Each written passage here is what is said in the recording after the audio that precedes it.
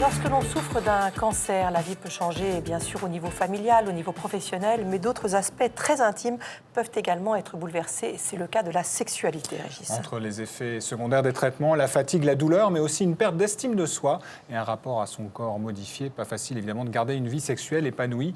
La sexualité des personnes malades reste un tabou et en parler même à des professionnels de santé est souvent très difficile. Pour répondre à toutes vos questions, on reçoit Sébastien Landry. Bonjour. Bonjour. C'est psychosexologue spécialisé en cancérologie et auteur de ce livre « Si on en parlait de l'adolescence à l'âge adulte ». C'est aux éditions InPress. Et puis avec nous, Françoise Bordel-Mignot. Bonjour. Bonjour. Alors, comme vous avez une histoire compliquée, j'allais dire riche de cancer, je vais juste résumer la partie cancérologique pour qu'on puisse aborder évidemment la question qui nous intéresse aujourd'hui. Ça a commencé en 2009 avec un cancer du sein à droite, suivi d'une tumeur du sein à gauche. Là, vous avez eu de la chimiothérapie et une tumorectomie, c'est-à-dire qu'on a juste enlevé les tumeurs des deux côtés. 2015, nouvelle tumeur au niveau du sein droit. Là, il a fallu enlever le sein. Complètement à droite. Janvier 2016, donc voilà, ça c'était la mastectomie. Vous faites de la chimiothérapie et puis pour différentes raisons, de manière préventive, on a enlevé le sein à gauche parce qu'il y avait également un risque élevé. Et après tout ça, on a fait de la reconstruction qui ne s'est pas toujours bien passée. On va voir comment ça s'est passé. Au début, comment vous avez vécu, parce qu'on sait que le cancer du sein touche la féminité, ça touche le sein, qu'on perd ses cheveux pendant les chimios. Comment ça s'est passé au début, la sexualité et ce rapport à votre féminité ? Alors, on va dire que j'ai deux expériences très différentes entre les deux premiers cancers et le troisième cancer du sein. Donc, les deux premiers cancers, on va dire que ça a plutôt boosté ma libido parce que j'avais besoin de me sentir plus femme que jamais. Donc, malgré les chimiothérapies aussi qui fatiguaient. Alors c'était plus. J'ai commencé d'abord par de la chimiothérapie, mais oui, malgré les chimiothérapies, j'avais besoin de profiter de la vie, j'avais besoin de me sentir femme, et puis mais par contre, par exemple, en portant toujours ma prothèse capillaire, quoi. Je ne me voyais pas me présenter devant mon partenaire sans ma prothèse capillaire. Oui. Et puis ensuite, il y a eu donc l'opération, mais effectivement, il ne s'agissait que de tumorectomie et d'ablation de la lymphe. Donc on garde le sein, on garde le volume du sein. On garde les seins. La radiothérapie est arrivée plutôt en fin de parcours, après 5 ans d'hormonothérapie. Donc non, là, je me sentais plus, j'avais besoin de me sentir beaucoup plus femme. D'accord, et ça vous a fait, parce qu'on verra après quand ça s'est passé moins bien par la suite, ça vous a permis aussi de mieux supporter, du coup, par exemple, les traitements et tout ce que vous subissiez ?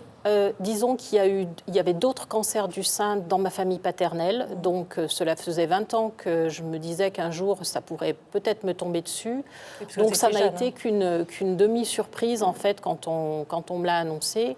Et il était temps, puisqu'à droite, la tumeur était déjà grosse comme un œuf, et avait déjà migré dans la lymphe, donc il était grand temps que je sois prise en charge. Premier cancer, vous avez quoi, 45 ans ? 42 ans. 42 ans. Pour les deux premiers, puisqu'ils ont été découverts à 3 semaines d'intervalle, et grâce à mon oncologue qui a voulu à tout prix me faire passer un IRM mammaire. C'est comme ça que le gauche a été, en fait, détecté. On va continuer votre histoire, on va prendre quelques questions. Xavier demande si les traitements en eux-mêmes peuvent faire baisser la libido. Oui, bien sûr, parce que les traitements, en fait, surtout, ils vont donner une grande fatigue, changer le corps. Et on sait que pour avoir envie d'avoir des rapports sexuels, c'est important déjà de se plaire à soi-même. Donc le corps change très très vite. Il peut y avoir des douleurs aussi. Donc tout ça, ça va diminuer fortement la libido. Puis il y a les changements hormonaux suite au traitement.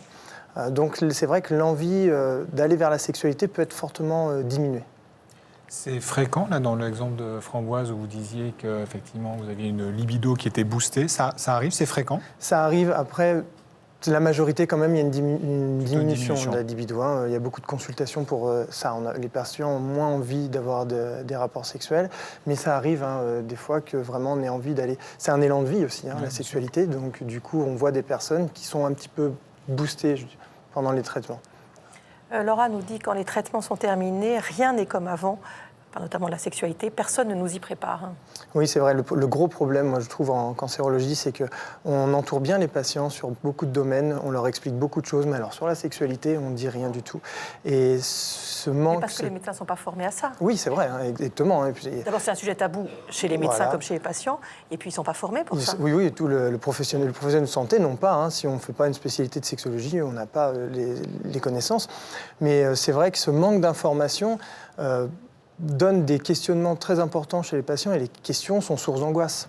Donc c'est pour ça que c'est difficile, la sexualité, elle est changée. De toute façon, on dit tout le temps, il y a un avant et un après cancer. Donc la sexualité, il y aura forcément une sexualité qui sera différente après les traitements de la maladie. Vous travaillez à l'hôpital? Oui, attendez, Pardon. Oui, si je peux dire quelque chose qui va dans ce sens-là. Effectivement, moi, ma première séance de chimiothérapie a eu lieu en fin septembre 2009 et personne ne m'avait prévenu puisqu'à l'époque, je n'étais pas ménopausée, que mes règles allaient s'arrêter, enfin, pouvaient s'arrêter. Donc, lorsqu'elles se sont, après la première chimio et avant la deuxième séance, 3 semaines après, j'ai vu que je n'étais plus réglée, effectivement, ça a été une très grosse angoisse de me demander si éventuellement c'était dû au traitement ou si éventuellement j'étais enceinte, et auquel cas, le moment était très, très, très mal choisi, quoi. D'accord. Et effectivement, vous leur en avez parlé à ce moment-là au médecin? Alors effectivement, après, j'en ai parlé aux médecins et ils m'ont dit « Ah oui, effectivement... c'est quelque chose qu'on connaît, mais on n'en a pas parlé. » C'est ça. Après 40 ans, vos règles, quand on tourne autour de la quarantaine, vos règles pourraient revenir. Avant, généralement, elles reviennent. Et en fait, moi, ça n'est jamais revenu. Donc j'ai subi une ménopause à laquelle je ne m'attendais pas du tout, quoi. D'accord. Après un cancer de la prostate, je n'ai plus d'érection, je le vis très mal, que faire? Alors oui, ça c'est à chaque fois qu'il y a une intervention sur la prostate, forcément, dans les semaines, voire mois qui suivent, on peut perdre la fonction érectile. Ça peut être transitoire, donc on peut la récupérer. Donc on fait des rééducations de la fonction érectile qui peuvent aller jusqu'à 2 ans quand même. Hein. Donc à base des fois d'injections intracaverneuses directement dans le pénis, à base de médicaments, ou alors le vacuum aussi, qui est une pompe à érection. Il y a des solutions. Après, il y a le côté psychologique aussi à travailler. Quand l'homme perd ses érections, ça l'angoisse et la peur que ça revienne ou que ça ne revienne jamais. Donc, du coup, on a des solutions. Faut consulter soit un urologue, soit un sexologue pour entamer assez rapidement, parce que c'est pas bon quand il n'y a plus du tout d'érection. Les corps caverneux peuvent se fibroser et du coup, après, on perd la fonction érectile définitivement. On parle des plus jeunes? Oui, il y a une question là-dessus. Est-ce plus difficile pour les jeunes ou pour les personnes plus âgées de garder une sexualité pendant un cancer? Avant d'y répondre, je vous propose un sujet, parce qu'effectivement, on l'a dit, parler de sexualité lorsqu'on souffre d'un cancer n'est pas toujours facile. Et en plus, quand on est adolescent, ce sujet peut être encore plus difficile à aborder. Pourtant, à l'âge où on découvre son corps, la séduction, les premières histoires d'amour et de sexe, cette question peut être essentielle. Au Centre de lutte contre le cancer Léon Bérard de Lyon, les équipes qui accompagnent au quotidien les jeunes patients abordent avec eux la sexualité sans tabou. Voyez ce reportage Lucille Degout, Christian Gallet et Thierry Oden. Bien dans sa tête et dans son corps, à 20 ans, Alizée est une jeune femme épanouie. Mais il lui a fallu du temps avant d'avoir confiance en elle. À 13 ans, la jeune ado doit faire face à la maladie, un cancer. À l'âge des premiers flirts, pour Alizée, tout devient compliqué. Au niveau des garçons, moi, je trouvais ça totalement inaccessible pour moi. Plutôt que de me prendre un râteau, comme on dit, plutôt que de me prendre un nom dans la figure, pour moi, c'est si j'aimais un garçon ou si il me plaisait, il me plaisait dans ma tête, dans mes rêves. Voilà, c'était dans ma chambre, mais ça n'allait pas plus loin. À cause de la chimiothérapie, Alizée perd ses cheveux, ses cils, ses sourcils. Elle souffre du regard des autres. Sortir sans perruque ou sans maquillage est impensable. Après 3 ans de rémission, le couperet tombe, le cancer est de retour. À 17 ans, Alizée doit recommencer les traitements. Il y avait toujours ce problème de distance avec les garçons, parce que quand on a une perruque, pour ma part, les gens que je rencontrais en soirée, si je rencontrais un garçon en soirée, etc., ils ne le savaient pas.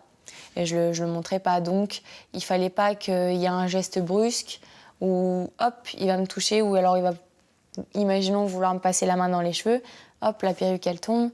Pour moi, ça aurait été, rien que d'en parler, ça m'aurait fait tellement mal au cœur. Et du coup, pendant tout ce temps-là, jusqu'à mes 18 ans, je n'ai pas eu de copains. Je n'ai pas flirté avec des garçons. Je n'ai pas eu d'histoire sérieuse, etc. Depuis 1 an et demi, Alizée vit sa première histoire d'amour. Comme elle, de nombreux adolescents doivent se battre contre le cancer à l'âge où ils découvrent leur sexualité. Dans cet hôpital, cette question longtemps taboue fait désormais partie de la prise en charge. J'ai beaucoup échangé avec des anciens patients. On a eu beaucoup de témoignages d'anciens patients qui disaient que c'était un sujet qui était très important pour eux, parce qu'à leur âge, c'est quelque chose de très important, et qu'ils n'avaient peut-être pas suffisamment de facilité pour en parler. Donc on a reçu le livret sur la sexualité. Je pense que c'est à peu près, ça répond à peu près aux attentes. L'équipe vient tout juste de rédiger un fascicule qui sera distribué aux jeunes patients lors des consultations. Ce livret, c'est un outil d'information qui a été conçu par une équipe locale pour répondre un petit peu à des demandes d'adolescents et de jeunes adultes sur certaines questions qu'ils avaient du mal à poser ou qu'ils n'osaient pas poser. Et c'est vrai qu'on a trouvé que les soignants étaient souvent mis en difficulté avec la réponse à donner à des questions telles: est-ce que je peux faire l'amour pendant les chimiothérapies? Est-ce que je prends des risques en faisant ça ou ça? On s'est un petit peu inspiré d'expériences outre-Atlantique, en l'occurrence au Canada ou en Angleterre.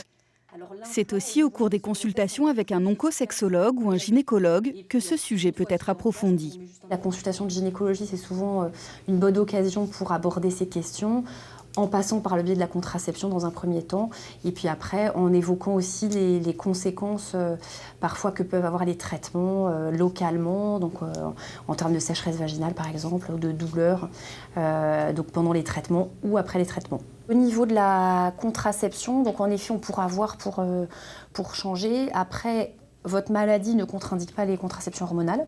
Aujourd'hui, Alizée vient faire le point car elle souhaite changer de contraception et savoir si les traitements ont eu un impact sur sa fertilité. Donc là, je vois bien votre utérus. Je vais compter le nombre de follicules. Donc ça, c'est ce qu'on compte pour évaluer justement votre réserve ovarienne. Donc c'est tout bon, l'écho est normal. Je vais retirer la sonde. Les traitements n'ont pas eu d'impact sur la fertilité d'Alizée. Une très bonne nouvelle, même si une grossesse n'est pas encore d'actualité. À partir de quel âge vous abordez cette question avec les jeunes malades? J'ai les plus jeunes patients que j'ai reçus, c'était aux alentours de 16 ans, qui vraiment, dont des fois ont commencé une sexualité, des fois non, et se posent beaucoup de questions, et surtout quand ils sont, alors par exemple quand ce sont des jeunes couples, ils ont peur parce qu'il y a des représentations sur la sexualité, et quand on est jeune, on doit faire l'amour beaucoup. Donc quand ils sont fatigués par les traitements, s'ils disent je vais perdre mon partenaire, donc du coup on se rend compte que même chez ces jeunes malades, il y a une activité sexuelle qui est des fois plus importante que chez les jeunes du même âge qui n'ont pas de pathologie. Et vous, dans votre expérience, pour répondre plus précisément à la question, est-ce plus difficile pour les jeunes ou pour les personnes plus âgées de garder une sexualité pendant un cancer, votre expérience?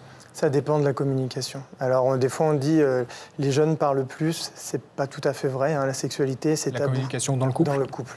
Il faut absolument que les deux personnes du couple puissent parler pour dire là, je ne comprends pas, je n'ai plus envie de sexualité. Je t'aime toujours, mais je n'ai plus envie. J'arrive plus à avoir d'érection, j'ai des sécheresses vaginales, j'ai mal à la pénétration. En fait, plus le couple va pouvoir communiquer, plus on va pouvoir leur apporter de l'aide. Dans les non-dits, il y a des croyances qui s'installent dans le couple. Donc, que ça soit chez les jeunes ou les plus âgés, je pense que vraiment le point le plus important, c'est la communication au sein du couple. Donc on ne peut pas dire c'est plus facile ou plus dur chez les jeunes ou les personnes plus âgées. Vous avez toujours parlé, Framboise? Alors moi, sachant que j'ai eu des partenaires différents, parce que j'étais déjà séparée à l'époque, donc il y en a avec qui j'ai pu parler et où j'ai eu un écho, une certaine compréhension, et puis d'autres pas du tout. Et je l'expliquais tout à l'heure, quand j'en ai parlé avec vos équipes, j'ai oublié de leur signaler, mais entre mes 2 premiers cancers et mon 3e, on a craint un moment un cancer du col de l'utérus parce que j'avais les génotypes dont certains correspondaient à ce fameux cancer. Donc ça a duré 1 ou 2 ans avant qu'on prenne les choses en main. Et moi, j'ai voulu, lorsque je l'ai appris un samedi par courrier, pour la première fois, j'ai regardé sur Internet, j'ai voulu prévenir le partenaire avec qui j'avais eu des relations et avec qui on s'était séparés, qui lui l'a très très mal pris en me disant « mais tu m'as donné le cancer ». Ah oui. Bon, là, il y a donc voilà. de l'information générale à revoir. Y a-t-il des consultations de sexologie dans tous les services de cancérologie? Non, je pense pas, non, vraiment pas, parce que moi déjà, par exemple, je travaille grâce à 2 associations qui sont dans des structures, mais par les associations. Dans les services, je connais des médecins sexologues ou des psychologues sexologues qui sont... Mais partout, je ne pense pas encore. Ça commence à vraiment se développer, mais c'est encore un manque de ce côté-là. Vous, dans votre parcours médical, vous avez pu rencontrer, non? J'ai rencontré des psycho-oncologues, mais jamais de... Mais au sein de l'hôpital, dans les services hospitaliers? Oui, dans les services hospitaliers, mais jamais de psychosexologues, dans les différents hôpitaux de la région lyonnaise. On nous demande comment on explique qu'autant de couples se séparent après un cancer. Il y a cette idée aussi que ça peut être dangereux, ça peut être transmissible. Ça, oui, déjà, parce que c'est vrai qu'il y a des croyances autour du cancer. Parce que, alors, ce sont des effets secondaires qui ont tendance à durer vraiment longtemps. Parce qu'au début, bien sûr, il y a un impact directement organique, mais après, il y a un impact psychologique qui est fort. Si je prends par exemple un homme qui a perdu sa fonction érectile de façon transitoire, après, avec l'angoisse de performance qui va s'installer, et à chaque fois, il va se dire « faut que j'y arrive, il ne va pas avoir d'érection. Donc ce problème-là, il peut durer vraiment longtemps, même si les érections reviennent naturellement. Et les non-dits dans le couple, ça, c'est très difficile. Parce que qu'est-ce qui se passe? Moi, j'ai des patients, j'ai reçu des patientes, par exemple, qui m'ont dit « il ne faut surtout pas que mon mari sache que je suis ici ». Donc moi je dis on ne peut pas régler, la sexualité ça fait partie du couple, c'est à deux que si le couple n'a pas retrouvé une sexualité, c'est que les deux ont un problème, pas forcément le malade ou l'ancien malade. Donc on l'a compris, effectivement, le cancer, c'est quelque chose qui n'est pas facile à vivre au niveau sexualité dans un couple, mais certains couples réussissent à passer ce cap et à trouver à nouveau une vie sexuelle épanouie. Céline Morel et Maxime Soulard ont recueilli les témoignages d'un couple qui a réussi à surmonter cette épreuve. Je suis venue pour chercher du pain, j'ai ouvert la porte et au lieu que ce soit la boulangère qui vienne dans la boutique, c'est lui qui est venu. Ah, je dis, là, il y a le vrai coup de foudre. Là. On a tout de suite su que, je pense, l'un à l'autre, on était faits l'un pour l'autre. La scène se déroule en Bretagne à la fin de l'été 1978. Quelques jours plus tard, Françoise quitte toute sa vie parisienne pour rejoindre Henri en Bourgogne. Depuis, ils ne se sont jamais quittés. On est jeunes, c'est les années 80. C'était au moment de Noël. On avait dû prendre l'apéritif. En général, quand on prend l'apéritif, on se fait un bisou. Et nous n'avons pas changé depuis 40 ans, bientôt. Bientôt 40 ans de complicité et d'épanouissement. On a toujours eu une sexualité très épanouie. Et en parfaite... En parfaite harmonie. Merci. Oui, en parfaite harmonie. On s'est toujours très très bien entendus. Un bonheur qui a été mis à rude épreuve. En 2005, Henri doit être opéré d'un cancer de la prostate. Pendant 2 ans, aucun rapport sexuel n'est possible. Grâce à une rééducation et à des injections, leur activité intime reprend peu à peu. Mais en 2008, c'est au tour de Françoise d'être atteinte d'un cancer du sein. On se sent vraiment amoindri et puis blessé dans sa chair. On se dit, mais est-ce que l'autre partenaire va accepter? Est-ce qu'il aura le même désir pour moi? Je t'ai dit ce jour-là. Tu m'as dit qu'il n'y avait rien de changé. Et c'était une preuve d'amour de sa part. Et donc le désir était toujours là. Et donc on a repris également notre relation. Merci infiniment à tous les deux pour ce témoignage. Framboise, donc 3e cancer 2015, dernier cancer 2015. Depuis, ça a vraiment changé, elle n'a plus de libido. Alors, je dirais même, pour comparer, les 2 dernières... Donc, j'étais sous hormonothérapie, sous Nolvadex, et pour la première fois de ma vie, certains partenaires que j'ai pu avoir m'ont parlé de femme fontaine, par exemple, alors que jamais de ma vie que j'avais été comme ça. Donc, j'avais plutôt une surproduction au niveau vaginal. À partir de novembre 2015 et janvier 2016, donc j'ai eu ma mastectomie à droite. Donc ablation du sein. Donc ablation du sein à droite, puisqu'on m'a pas laissé le choix. Derrière, chimiothérapie, 1 an d'immunothérapie. Donc là, clairement, il s'est rien passé jusqu'à ce que ça aille un petit peu mieux. J'ai pu avoir encore un partenaire en gardant mon soutien-gorge avec une prothèse à la place. Mais à l'automne 2017, j'ai décidé de faire une mastectomie prophylactique, donc à titre préventif au niveau du sein gauche, pour enlever l'autre sein. Et là, même si j'ai déjà fait une première opération de reconstruction par la technique du Dieppe, clairement, j'ai plus du tout de libido, plus aucune envie, et parce que je suis très complexée. C'est par rapport à votre corps. Voilà, vous n'acceptez pas ce nouveau corps. Hein. Voilà, je me reconnais pas et j'ai beaucoup de mal à. Je me sens très complexée, c'est-à-dire qu'avant je faisais un bonnet D, voire E. Aujourd'hui, je fais à peine du B. Donc, j'ai l'impression d'être une femme dans un corps de 50 ans avec une poitrine de 14 ans, quoi, grosso modo. Et puis, mes cheveux aussi, à l'issue de la deuxième chimiothérapie, ont beaucoup moins repoussé sur le dessus de ma tête. Donc, c'est moins flagrant que la poitrine, mais c'est aussi quelque chose qui me perturbe, quoi. Et ça, vous avez l'impression que c'est quelque chose qui va revenir dans votre tête quand vous vous projetez un petit peu vers l'avenir? Vous vous dites que cette sexualité va revenir? Disons que j'attends avec impatience ma deuxième opération en double Dieppe qui aura lieu, en reconstruction, qui aura lieu fin février sur Lyon. Donc j'espère pouvoir gagner un petit peu plus encore de volume et puis que les sillons soient recreusés davantage. Et puis, à la troisième ou quatrième, les mamelons, en fait, des mamelons qui seront de nouveau sur ma poitrine, puisque pour l'instant, il n'y a plus rien du tout. Donc, c'est clair que là, pour moi, c'est rideau. Du coup, c'est un cercle vicieux, parce que vous ne vous réappropriez pas ce corps, donc vous n'avez pas de nouveau partenaire, donc vous ne pouvez pas être rassuré. Tout à fait, mais j'avoue que je suis tellement complexée que pour l'instant, je vous dis, je ne me reconnais pas. Donc, c'est le regard de l'autre aussi qui vous inquiète ou c'est avant tout le vôtre sur vous-même? Le mien et aussi celui de l'autre. Je ne me verrais pas du tout me dénuder devant un homme avec ce que je commence à avoir comme reconstruction pour l'instant. Et ça, vous pensez consulter pour vous faire un petit peu aider, pour vous accepter mieux ou pas?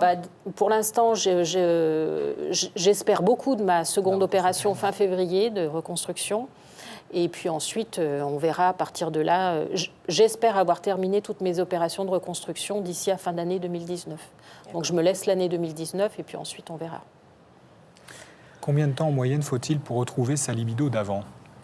Alors, tout dépend, en fait. C'est très compliqué, en fait. Tout dépend déjà si le corps, c'est extrêmement important, en fait. Se plaire à soi-même, donc la réappropriation du corps, ça, c'est fondamental. Il faut d'abord être capable de se plaire à soi-même pour pouvoir entrer dans un jeu de séduction avec quelqu'un et dans de l'intimité. La libido aussi, il y a des choses qui fonctionnent bien. Les lectures érotiques, ça marche bien, en fait. Il faut retravailler une fantasmatique, parce que sans imaginaire érotique, on n'a pas envie d'aller vers la sexualité. Donc on peut travailler ça, la sexothérapie ça aide aussi, les psychologues sont là pour aider, mais vraiment tout dépend en fait, et ça dépend si on est en couple ou non, si on a le regard des autres, si on se sent séduisant ou séduisante, enfin il y a tellement de composantes qui sont différentes il y a des personnes qui ne retrouvent pas de libido, et puis des personnes où ça revient relativement vite, comme le couple qu'on a pu entendre. Jérôme nous dit que depuis son cancer du pancréas, sa femme ne le désire plus. Là, c'est plus le patient, c'est le partenaire. Ça peut arriver, il faut voir qu'est-ce que ça renvoie en fait la maladie cancéreuse pour sa partenaire. Donc ça serait bien qu'ils puissent consulter tous les deux et elle aussi parce qu'il y a peut-être une peur. Des fois, le partenaire a vraiment des dysfonctions sexuelles parce qu'il a peur de faire mal à l'autre. Parce qu'en fait, c'est des non-dits encore, pas assez de communication dans le couple. Mais là, il ne faut pas hésiter à consulter. Ça dépend aussi comment était la sexualité avant. Avant, bien sûr, parce que des fois, c'était déjà un peu chaotique, on va dire. Et puis là, le cancer rajoute quelque chose de difficile. Merci beaucoup à tous les deux. Merci d'être venus témoigner. Et puis je rappelle, votre livre « Cancer et sexualité, si on en parlait » est très important. C'est de l'adolescence jusqu'à l'âge adulte. Donc Sébastien Landry, c'est aux éditions InPress. On se retrouve demain pour une nouvelle émission. Absolument, à demain. On sera là. Bon après-midi. Et on parlera d'apnée demain, d'ailleurs, avec des Absolument. apnéistes. Vous verrez, c'est très bien. À demain.